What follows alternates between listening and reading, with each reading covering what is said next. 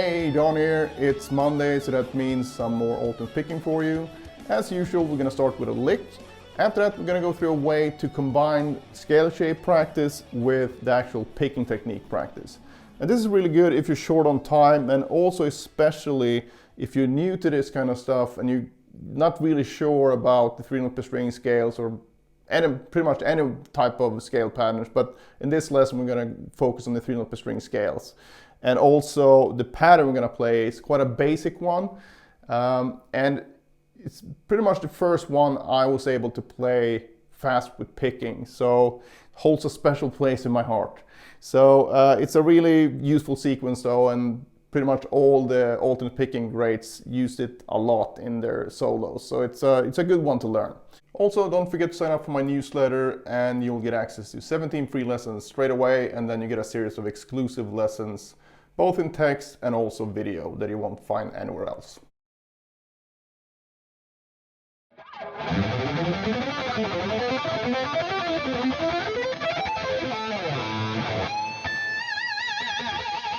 Alright, here's a slower version of that lick. We start on the 1st fret of the low E string.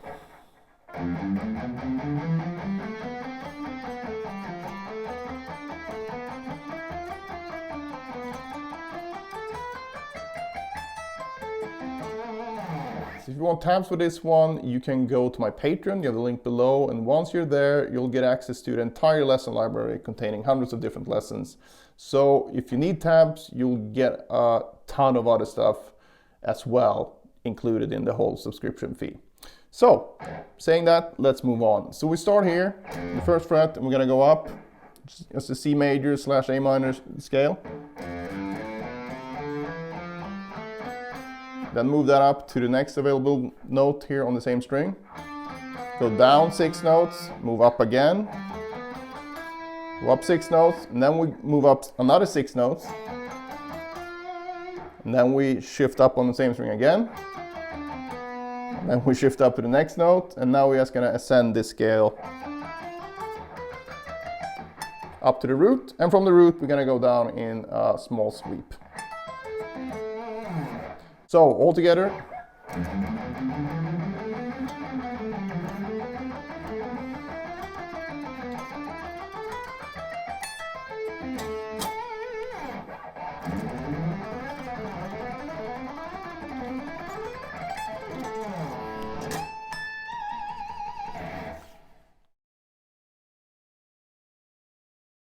Alright, so in this lesson I want to cover a concept that can help you save time and also solidify your scale shape knowledge.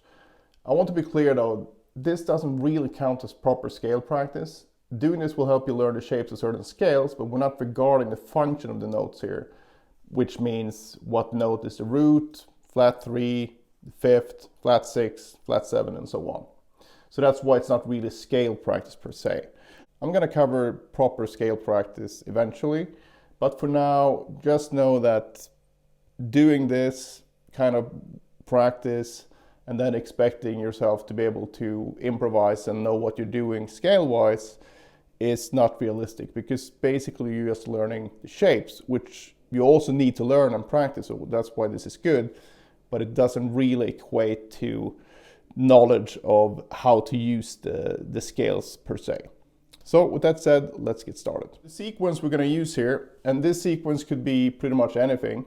We're going to focus on 3 note per string scales, and we're going to focus on what I consider like the most basic alternate picking sequence if we don't consider single string only. And this sequence can be heard on a lot of Paul Gilbert stuff, Key Marcello, Andy Timmons. A lot of players back in the 80s and 90s use this for their faster runs, Petrucci as well. So it's a really common pattern, but that's also why it's very important to know it, I feel, because that will speed up your learning of any type of solos that include this, obviously. All right, so the sequence goes like this. I'm just gonna play it first and then explain it.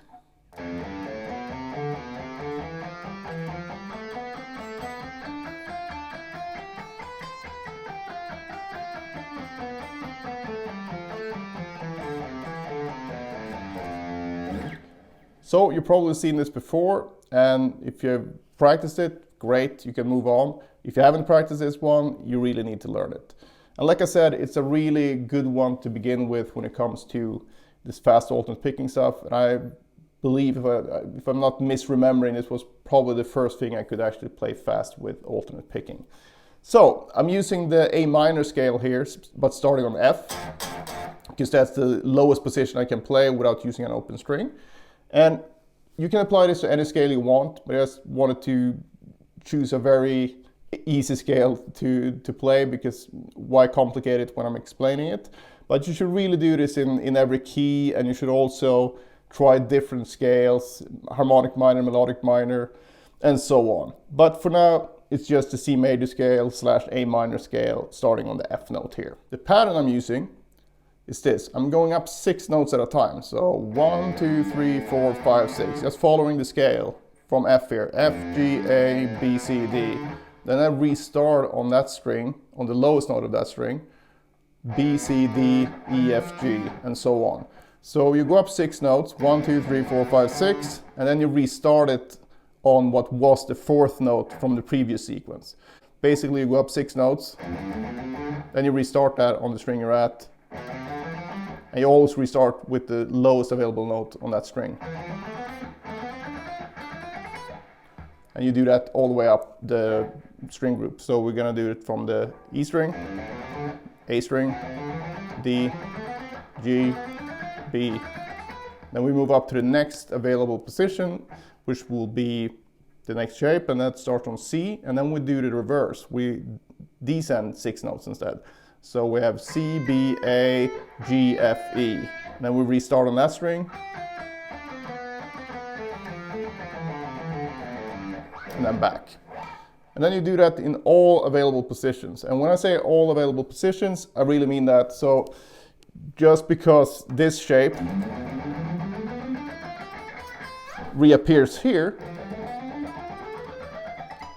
doesn't mean that you should stop from the 12th fret, because we want to utilize the entire neck because of the different string tensions, smaller frets, and also you want to be able to visualize these shapes easily when you want to improvise or compose a solo or learn anything basically.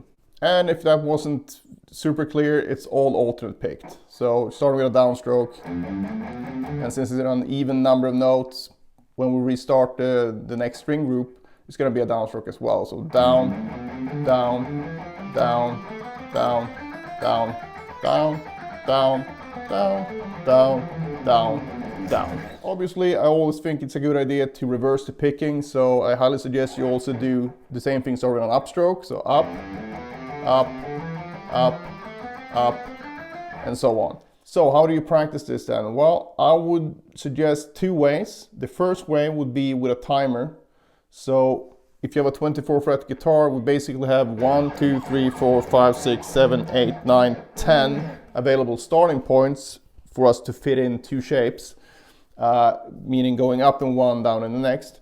So you have 10 available positions. So if you do 1 minute per position, 10 minutes, 2 minutes, 20 minutes, and so on. So it's really easy to get into your schedule if you're one of those guys or girls that really like to be time bound, so you know exactly when you're going to be done. The other way of doing this would be to simply go up in this position, down in this one, up, down, up, down, up, down, up, down, up. And if you have 24 frets, you would end up here with going up in this position. And if you do that, I highly suggest that you start this one again descending, so you turn everything around.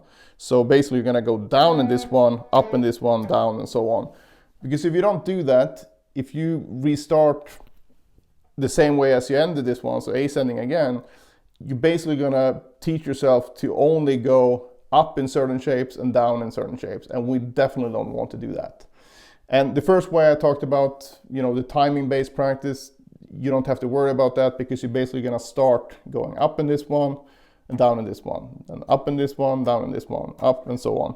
So the only thing with that one would be that you don't really go down in this one, but you will do that up here. So I think it's not a big issue.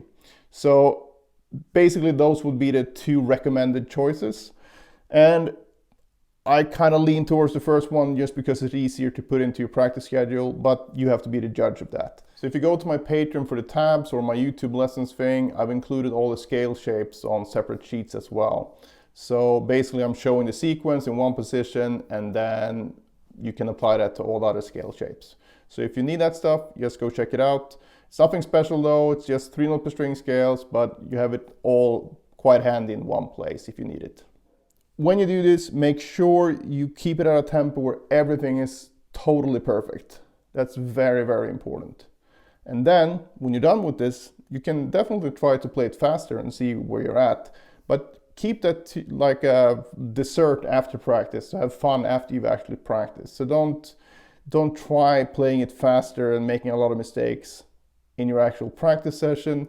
Leave that for after to just have fun. And I know I keep harping on about that, but it's such an important thing if you want to build a reliable technique over time.